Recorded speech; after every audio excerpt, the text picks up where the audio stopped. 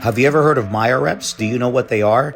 Learn about this advanced training technique as I dive into the topic with Dr. Antonella Shwarz.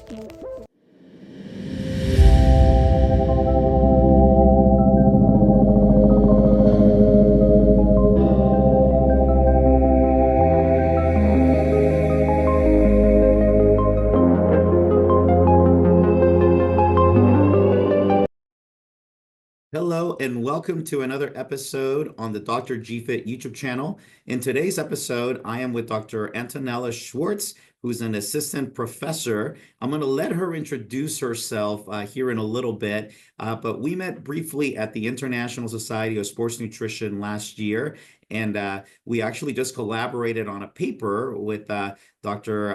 Adam Gonzalez, and it's on advanced training techniques, which is specifically what part of her dissertation was on, which was on a specific advanced training technique. So, Dr. Schwartz, why don't you tell us a little bit about yourself, and we'll let the audience know who you are. Yeah. My name is Antonella Shwarz.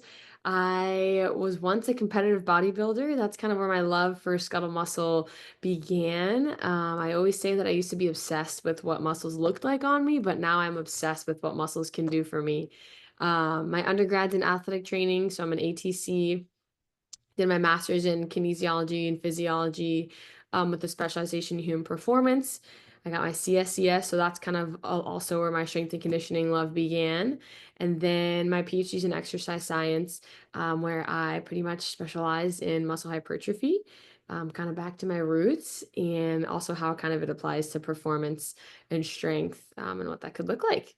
Yeah, I love it. And then before you got into bodybuilding, were you an athlete in high school or in your younger yeah. years? Yeah, I grew up always an athlete playing sports. I was a tomboy outside, getting scars and falling all over the ground. I loved running. I ran cross country and track. I actually started running competitively. I think I was in like third or fourth grade, and I made it to the Junior Olympics. And then yeah, it was fun, good times. And then I ran competitively in high school. We won some state championships. And then I just wasn't good enough to run Division One, and I really had my heart set on going to the University of Florida. And so it was kind of time to hang up the spikes and the running shoes once high school ended. And I think that's where I was like itching for competition. When that ended, I was like, I need something else. And that's kind of when I picked up bodybuilding. I started learning how to lift, and then people at the gym were like, hey, you should try this. And at first I said, no way, I could never eat like that. And then I just got sucked in, and yeah. Yeah, I think that's kind of how it gets all of us. I have a similar Yeah. experience. I was a football player and track and field athlete, and then when I finished competing, I wanted to compete, and I Yeah. was training, but there was no end competition. And then a friend of mine got me to a bodybuilding show, and then what ended up happening is I said the same thing as you did. I said, well, for me, it was I can never eat like that. It was more, I'm never getting on stage with Speedos and putting oil on and putting that weird tan stuff on. I'm not doing that. But Yep. sure enough, a few months later, I was there in Speedos with the weird tan and with that. I want to ask you, what events did you run in high school? Yeah, in high school, our school is a big cross country school. So I kind of transitioned once like middle school and those sports ended, I kind of transitioned to um sorry, background. I kind of transitioned to longer distance running, and yeah, so I was a cross country runner mainly, so 5K runner, and then did a little bit of when we did run track, I ran the miles, sometimes ran the 4x4 with our cross country team. I was never part of the 4x8, but we had a nasty 4x8 team. But yeah. That's fantastic. So a little bit of distance, but a little bit of sprints early on.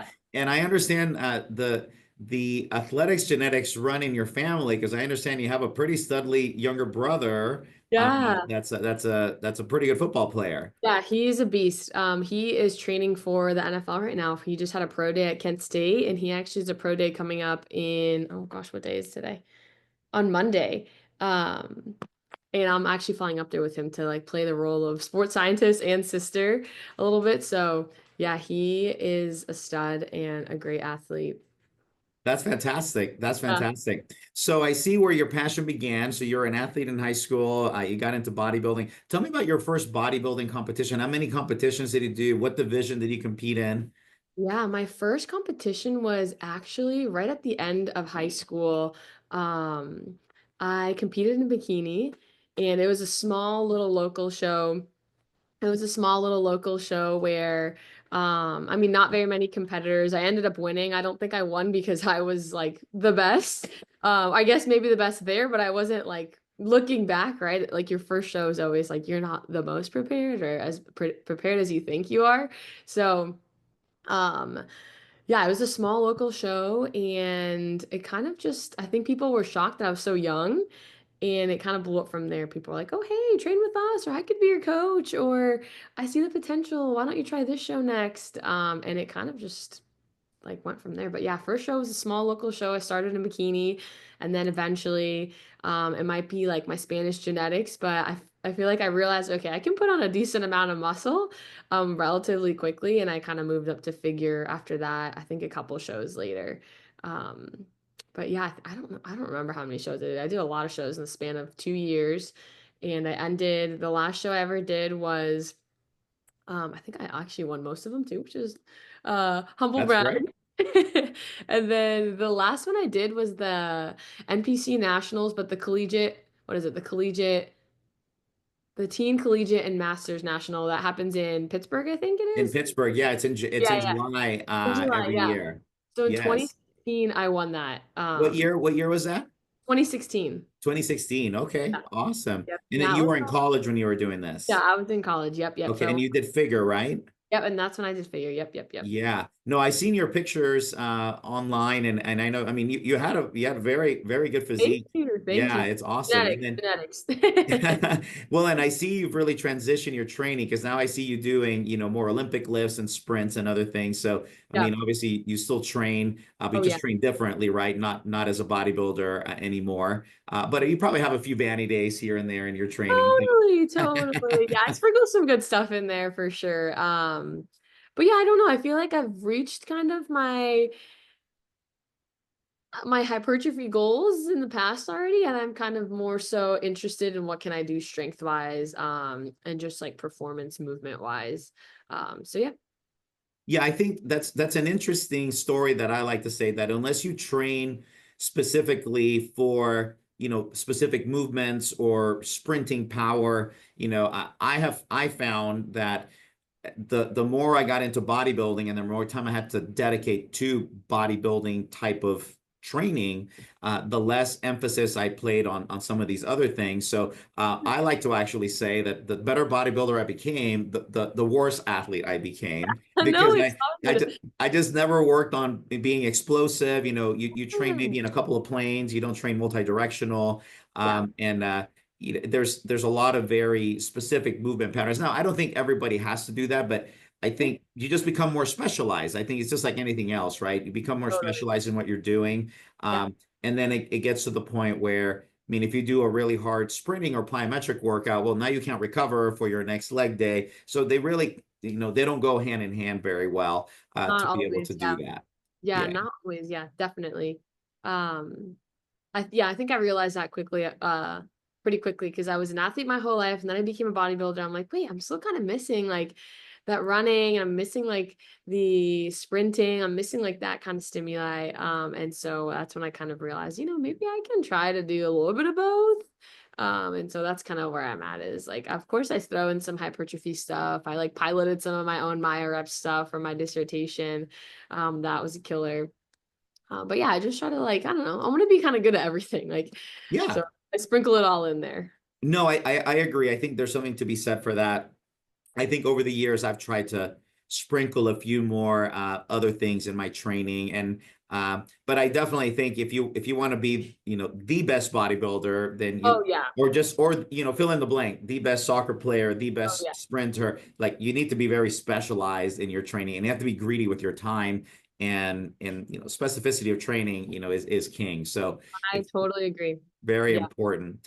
Okay, so now you went to undergrad and then you became a certified athletic trainer, which we actually share that. So, Yeah. there's not a lot of people that actually kind of have that I'm gonna say triple threat credential where they have the doctorate, they have the ATC, they have the CSCS, and then you're also, I mean, currently you're doing sports nutrition data, right? So you're in that sports nutrition space as well. So you kind of really encompass like from a large lens perspective, everything that's related to sports medicine, human performance, fitness, because you go from the injury side to the performance side to the nutrition side, and kind of everything in between with your passion, which I think we have that very similar connection in our interest that way, which is awesome. I'm glad that we've been able to collaborate on this particular paper with Adam that's under review right now, and um, now let's kind of get into this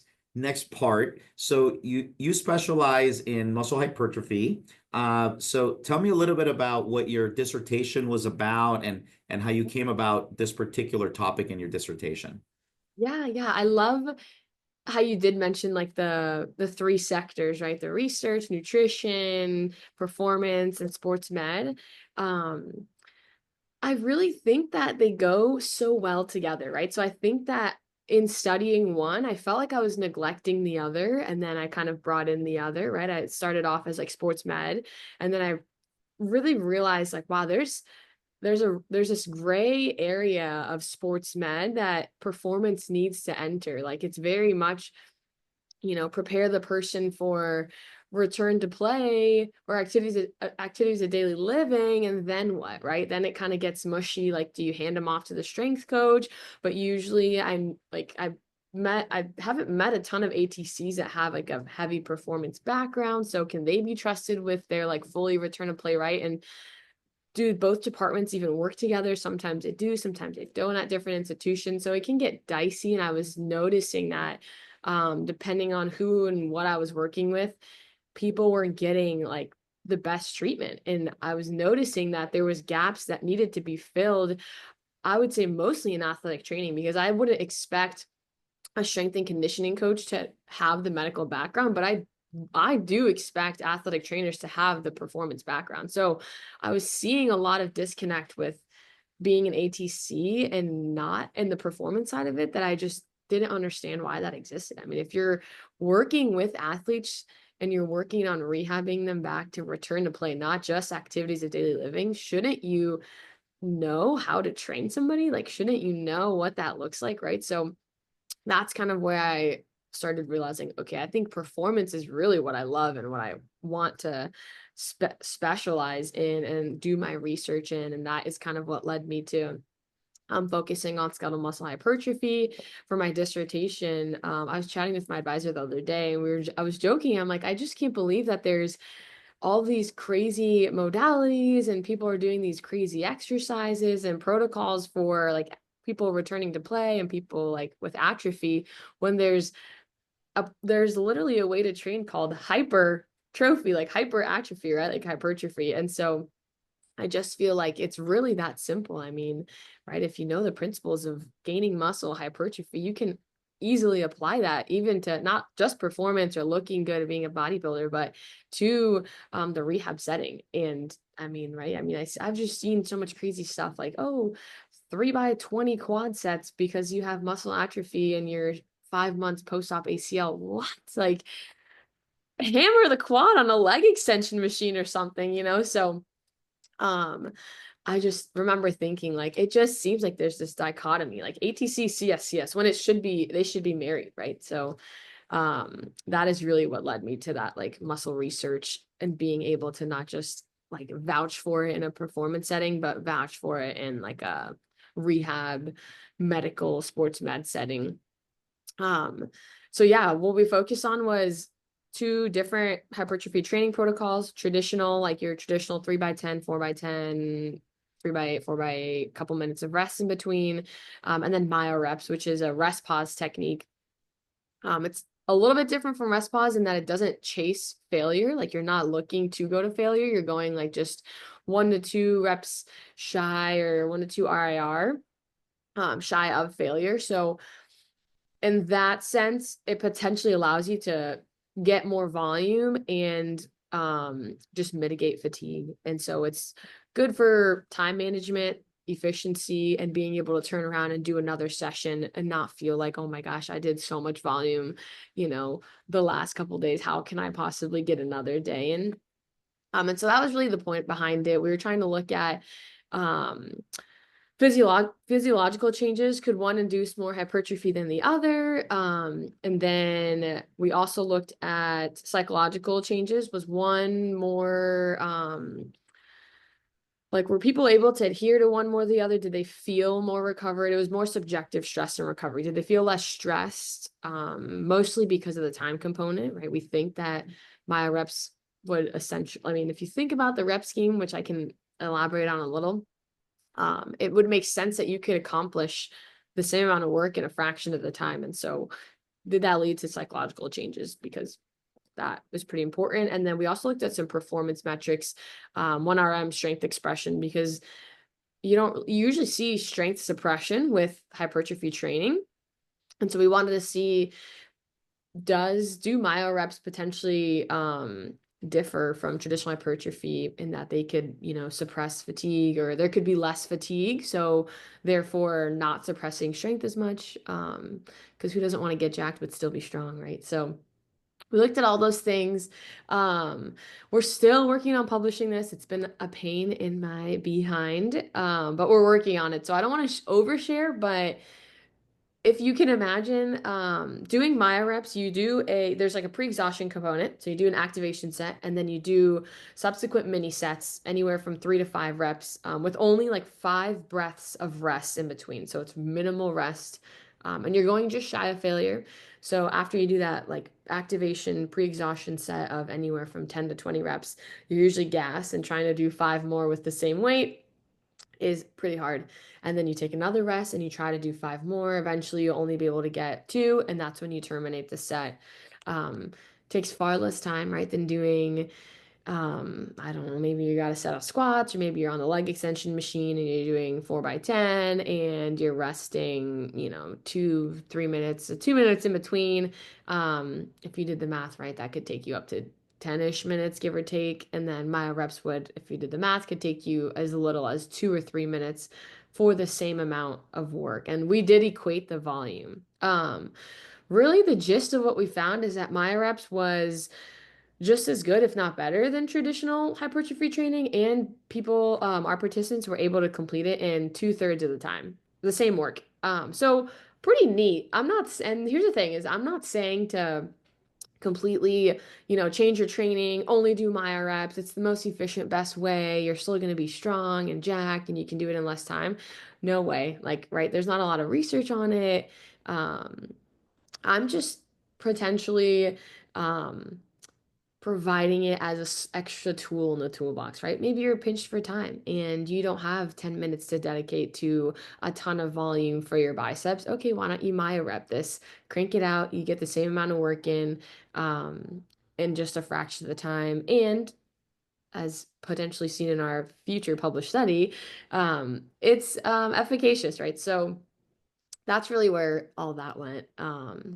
And let me dissect. I'm going to back up a little Yeah, bit yeah, and yeah. I dissect. spoke a lot. I No, said a no, lot. no, no. That's good. It's good. I'm glad you gave a good broad overview. Mhm. And with your MyoReps, so the protocol that you use for the MyoReps, so you have that activation set. So let's say let's choose a leg extension just to make it easy. So I'm on the leg extension machine, and then I choose a weight Mhm. that I can typically go to failure or near failure, and typically in that 10 to 20 RM. So I'm going to choose a 10 to 20 repetition maximum load, where I'm going to be at failure or near failure in that range. Is that correct? Yep.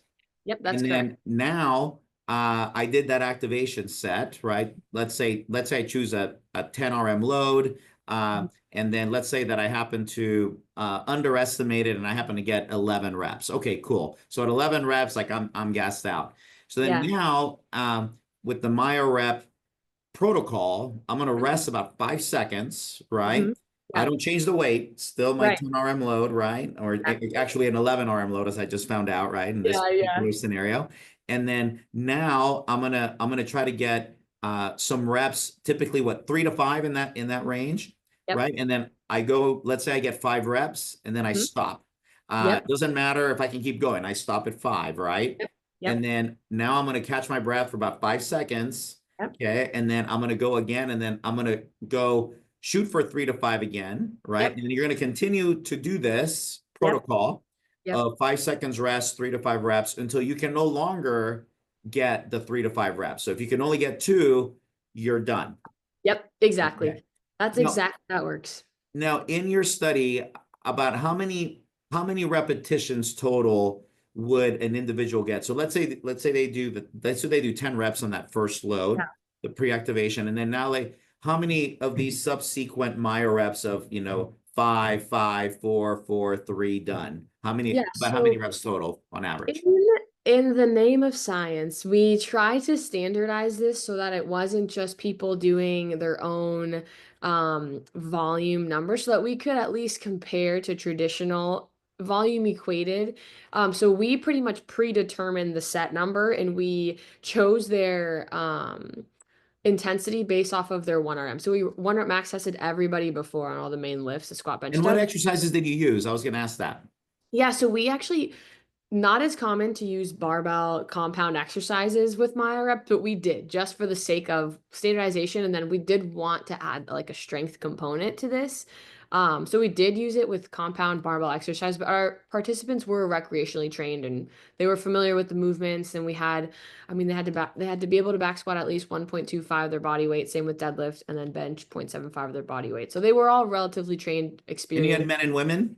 just men. Just men. Okay. Yep. Great. And so we did have them do these movement or these workouts with barbell and compound movements, which is not the most common way. And if you're just starting out using MyoReps, I don't recommend it. I want to go on record and say that.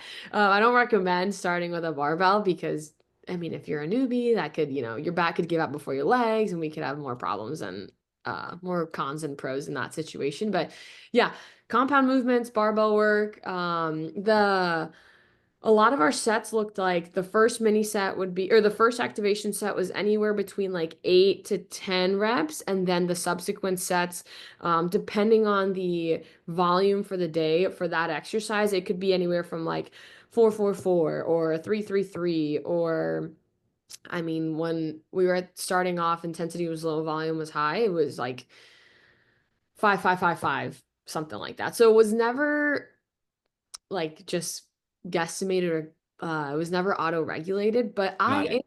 curious.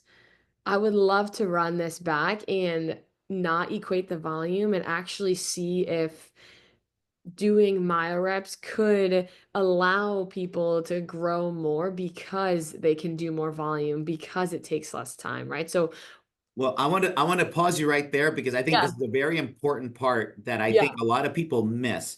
Even scientists, I think, miss. yeah, And it's something that I really like to highlight.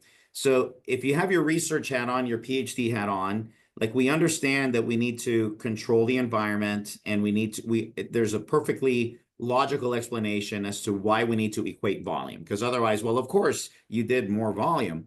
But right. this is now where I see the actual part of the environmental validity of what we're doing is sometimes missed because in the spirit of things, a bodybuilder trying to get jacked or an athlete trying to get bigger, stronger, faster, they're not trying to equate volume. Really, they're using this as a technique and they're not using it in silo, right? That's the other thing. Right now in research, we have to use it in silo because you're going to do a traditional set compared to a MyoRep set or a Mhm, traditional set compared to fill in the blank advanced training technique set. mhm. But I think when we sometimes miss the big picture. I'm not saying that the research is important for us to understand, but I think we need to kind of look a little further and continue some of this research exactly as you're saying to understand that in real application, most of the time you're probably going to begin with maybe 2 or 3 traditional sets, Sure. right? And then now, because you don't want to spend 5 hours in the gym and you still want to get more volume, you're going to implement an advanced training technique. And not for every single muscle. It's probably going to be for your lagging body part, if it's your deltoids, your quads, or whatever the case may be. So you're probably going to do more traditional sets on your other stuff and or if you're pinched for time, you would do one of these advanced training techniques. MyoReps would work well because this is what we see with whether it's drop sets Yeah. or some of the, fill in the blank of the advanced training techniques, you basically can do the same amount of work in, a third of the time or two-thirds of the time, but you save a significant amount of time. So I Right. think it's really important that you highlight this part when it comes to the research that, in the real world, when we're actually doing this stuff, like you really need to almost look at it as, why equate the volume? Because that's kind of the purpose of doing it, right? So if Totally. you're going to Yep. do 4 sets of 10, okay, do 4 sets of 10. But then now let's do those MyoReps and let's let them do their work. Yeah. Or implement it at the end of a set, right? Where you're actually doing it how you would implement it in an actual strength training workout where you're going to do, again, those 2 or 3 traditional sets, and then you end with a MyoRep set. And then that's just going to increase your volume exponentially Yeah. than if you were to just do 3 traditional sets, right?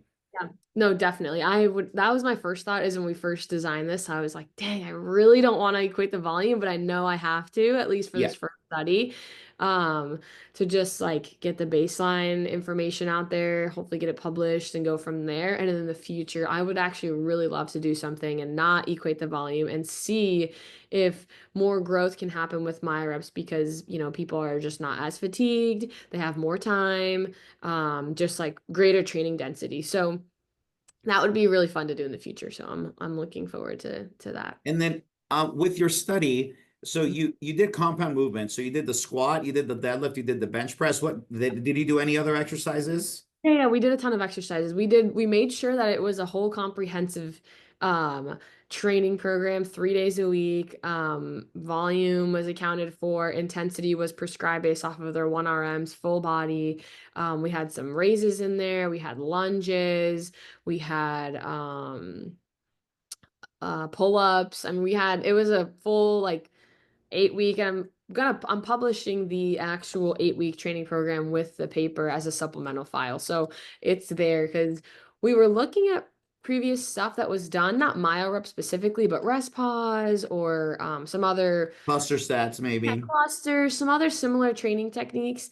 And we noticed that a lot of the workouts were just like 2 or 3 exercises for 1 or 2 body parts, and they did it twice a week for 4 weeks or something. And I was just like, Who I know, trains like that? yeah, how can Yeah. you translate that? I mean, how can you apply that across the board? I mean, it's great for, speculating and publishing and adding, like just the grain of rice to the whole bag of research, but I don't know. I figured if I was going to do my dissertation, we're going to do it big.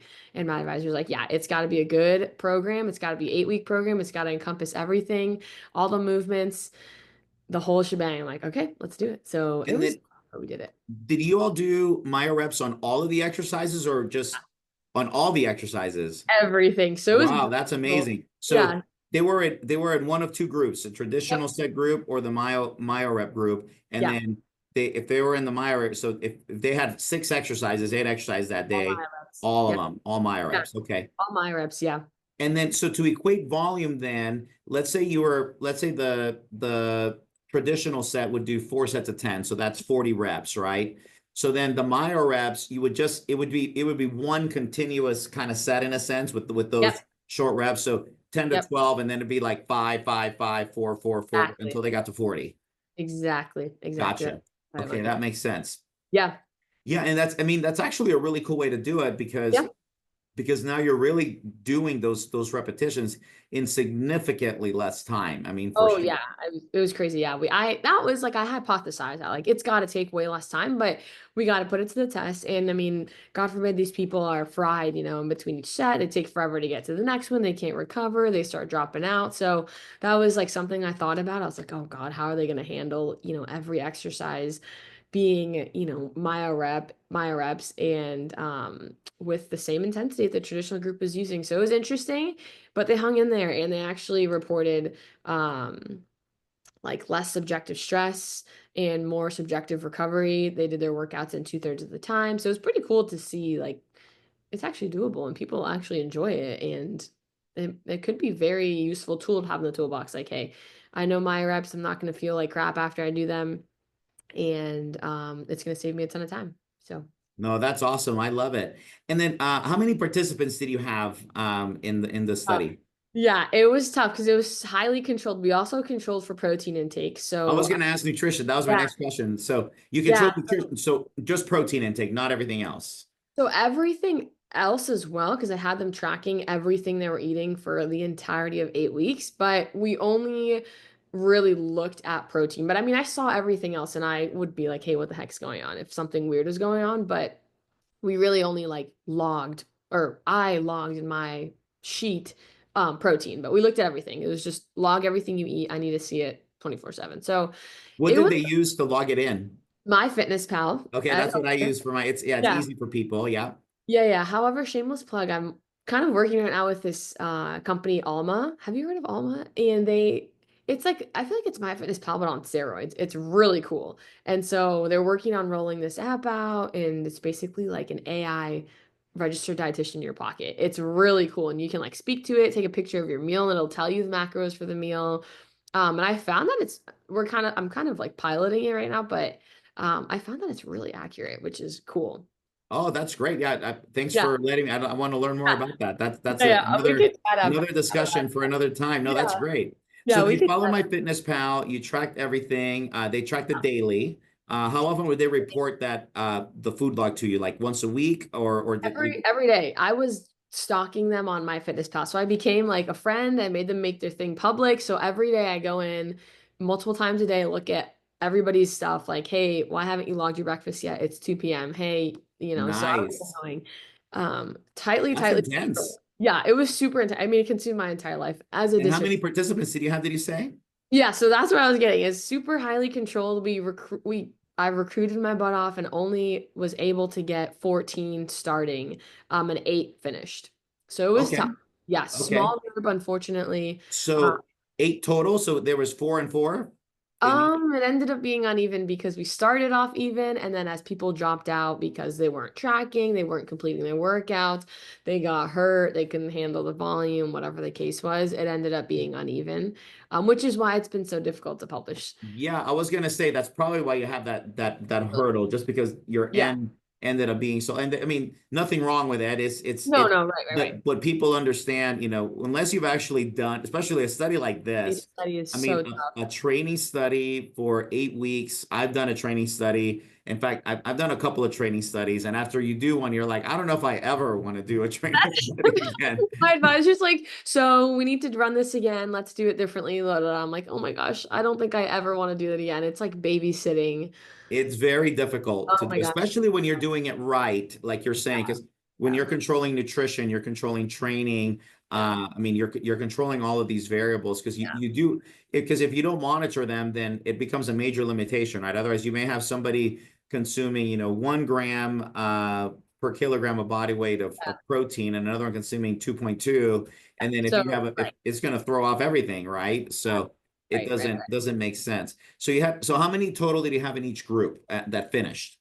I think it was 3 and 5, if I'm not mistaken. Okay, so not too far off. That's not Not bad. too far Okay. off, but yeah, so we're just trying to report things almost like descriptively, right? We're not really doing a lot of within group reporting or between group reporting just because I mean it's really impossible to compare such small samples. So really we're just reporting everything kind of like descriptively and just looking at trends, and pretty much saying like, hey, this is just a starting point, right? This is not like world changing research or anything, just a starting point, and providing some evidence for MyoReps because no evidence exists right now. So Yeah, just no, some, this is great. I love it. yeah, so And just then what were the variables that you measured? yeah. So you said you measured hypertrophy. So how did you measure hypertrophy? Was it with an ultrasound? Was it with Yeah. how'd you measure it? I had trouble getting my hands on an ultrasound. I tried really hard to hunt it down and it just never worked out. So we ended up doing, Hamesfield has some papers with like skeletal muscle estimation equations. So we used some of those, plugged in some metrics, and then the equation spits out a skeletal muscle estimation in kilos, which we found to be pretty accurate because we also use the bod pod, so just free fat mass.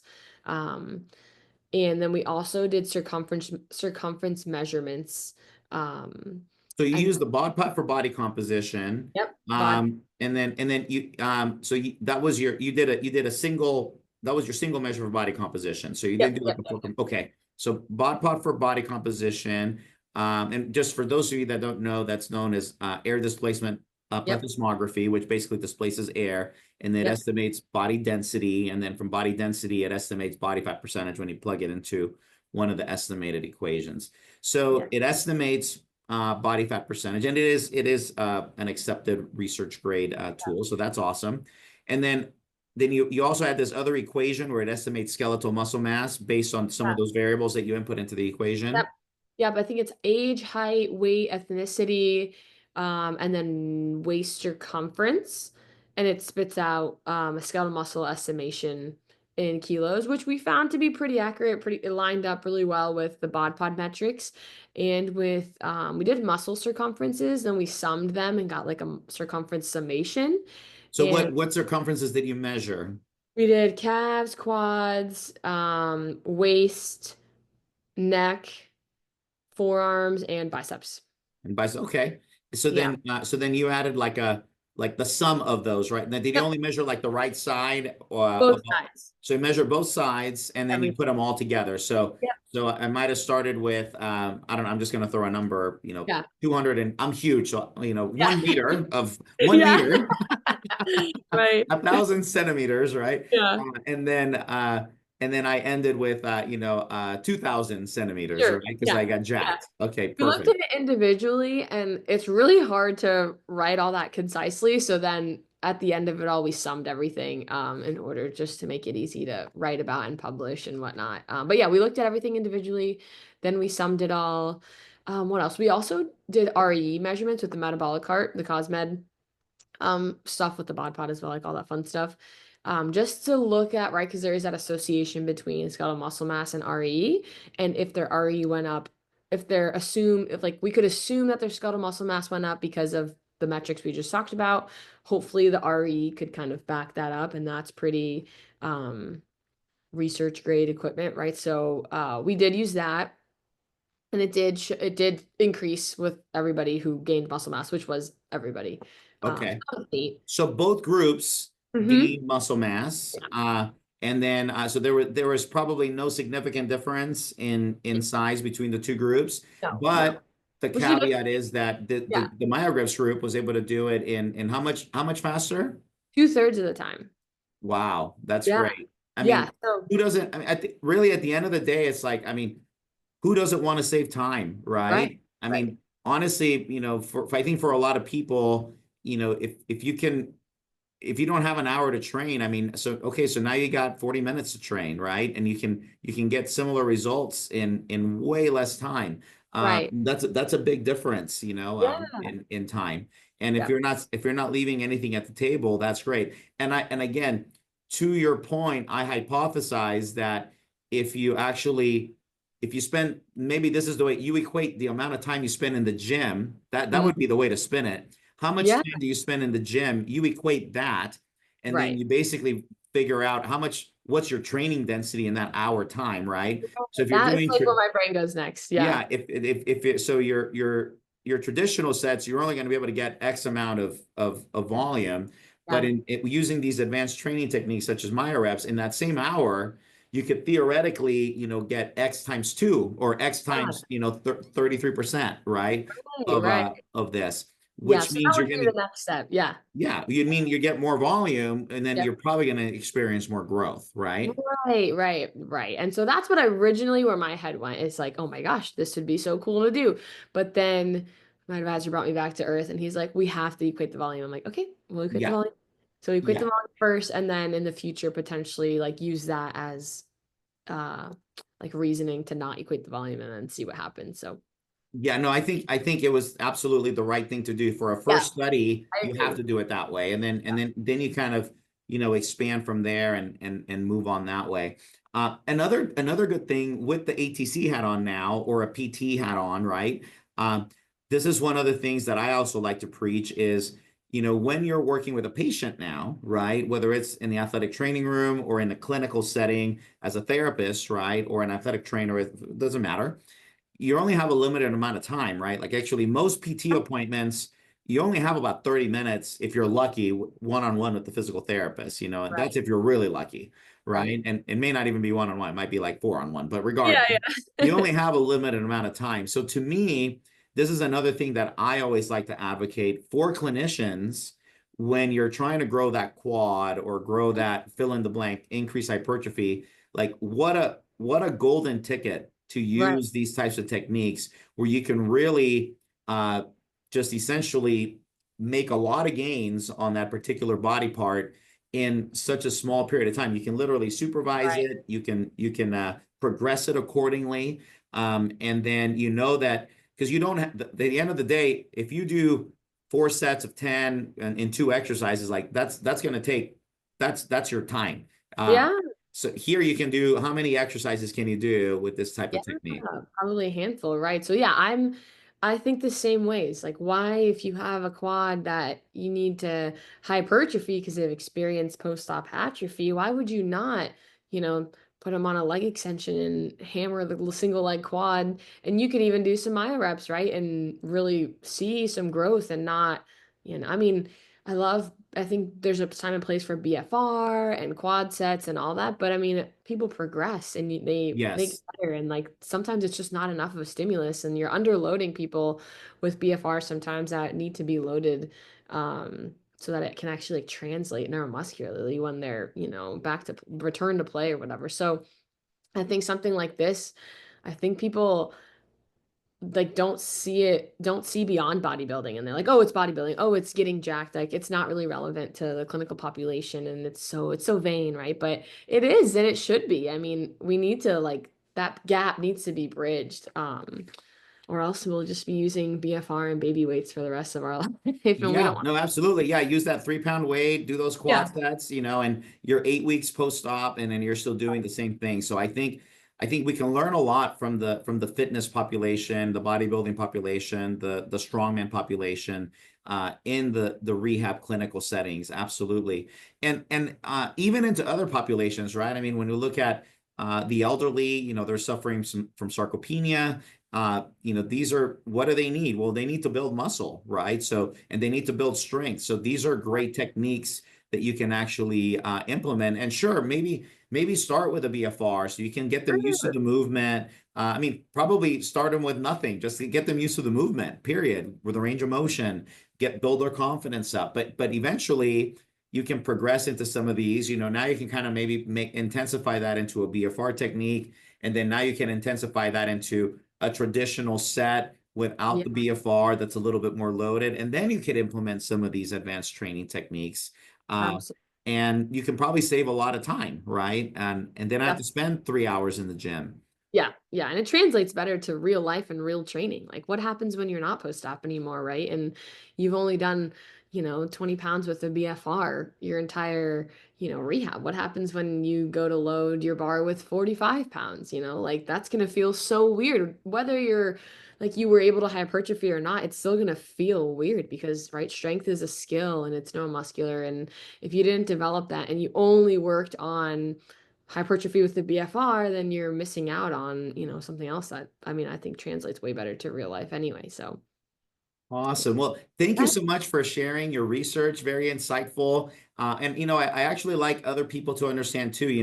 Because you're fresh out of your PhD program. You finished this recently, and I think people sometimes don't understand the struggles of going through that, collecting the data, the time commitment, yeah, and I think it's important for other people to understand that component. I think people that don't do research say it's like they'll poke holes at research, but then they've never actually collected data and understanding rough. that you're managing people, and they're unpredictable, and there's a lot of variables, and you have to control as many variables as possible. But yeah, thank you for coming on. Thank you for doing research on the MyoReps. I think that's very important, very insightful, and thank you for sharing all of that today. Yeah, thanks for having me. It was a lot of fun. Yeah. So where can people find you? And then I know you're an assistant professor, but I didn't say where you're an assistant professor. So let's Yeah. say where you're assistant professor, and then where people can find you. Yeah, I'm an assistant professor at Barry University. I'm always at all the conferences, right? I'm fresh out of school, so I love like going to all the conferences, networking, chatting. So you can always find me at an ACSM, NSCA, ISSN, which is coming up. Um, On the internet, I'm really active on Instagram. dr.antonella.shwarz is my handle. I'm not really on Twitter or any of the other. I'm on LinkedIn. I'm on LinkedIn. You can find me on LinkedIn. I don't even know what my name is on there besides my own name, like Antonella Shwarz. I have a ResearchGate, a Google Scholar, so all that fun stuff. But yeah, that's all linked on my Instagram too. So I really think Instagram is a homepage for me. Excellent. Well, Yep. thank you again for coming on. I look forward to seeing you at the International Society of Sports Nutrition here in June and probably at the NSCA National Conference in July as well. Thank you very much. Yeah. Thank you.